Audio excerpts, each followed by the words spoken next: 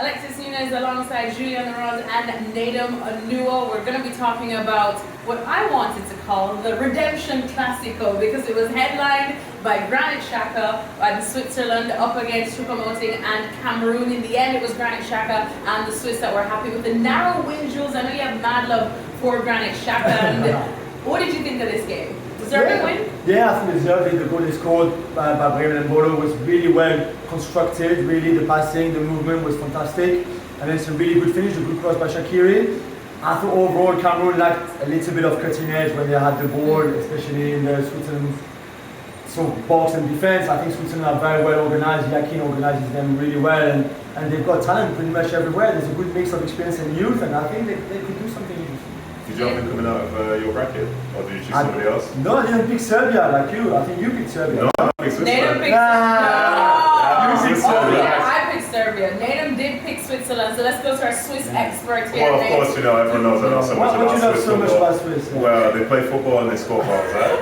But how much did they impress you today? Was it as straightforward as a win as you maybe expected? To be honest, I think I don't completely disagree with Jules, because as I was watching the game, it did feel pretty even, but then it also felt like maybe Switzerland were a bit cleaner in terms of their attack. They felt more dangerous at times, but I think for people who look at the stats, possession was 50-50, shots were basically the same.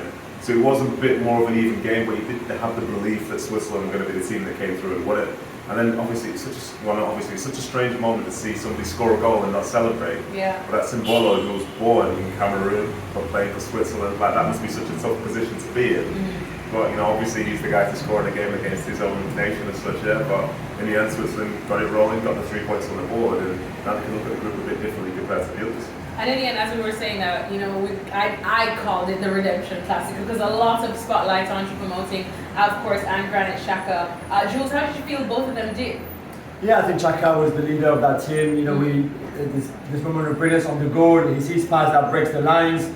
I think find Vargas, who then finds Shaqiri, who crosses for Embolo. You love you some Vargas, don't you? Yeah, he's a good boy. He's very talented, very talented. And for choupo-moting, it's difficult because, especially now after what happened at Bayern Munich, he feels like he has to do a bit of everything in that Cameroon team, but he can't be at the start and at the end of every move. So again, I think he tried his best, but they just don't have enough that cutting edge that they need. Liz, do you think that too? Yeah, I think I would do, to be honest. I think looking at the game, Toto Kambe and Bumo, they didn't really have as much of an influence to say maybe Vargas did, what Shaqiri did in this instance. So you are looking at choupo-moting thinking maybe he has to do more, but it's a tough position to be in. When you're a central striker by yourself, it is tough. But ultimately, this is the way football goes. Getting the ball into the net is the most important thing, but it's also the hardest thing. Because otherwise, I don't be scoring many goals every week. Like Spain or something like that. Yeah. Or England. Everybody's scoring lots of goals. Exactly. Yeah. And we'll remember that Brazil still have to play tonight, and of course, this is one of the groups that definitely had our mouths salivating in this one. Now that we've seen these two, I know Nedum, I think, had the Swiss coming up, didn't you? I certainly did. Yes. Listen, I'm very comfortable right now. You comfortable with what you saw? Very comfortable right now. You think they can take on Brazil or Serbia? I still believe I have a perfect graphic, so I'm very comfortable right now. Jules, what about you from what you see, first impressions from any of these two? Yeah, I think this is a tough group. We said it before, even if Brazil are favourite, but between Serbia and Switzerland and Cameroon, I think the three of them could pretty all believe in that second place. So it's a big win for Switzerland, and it's always good. We said first games are always tricky. We saw that with Germany, we saw that with Argentina, others struggled as well.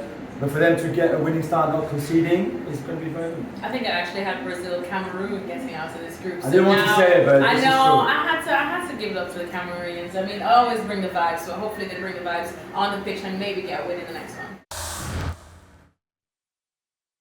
Well, thank you very much for watching ESPN on YouTube. For more sports highlights and analysis, be sure to download the ESPN app. And for live streaming, premium content, and let's not forget as well, ESPN FC 7 days a week. Subscribe to ESPN+.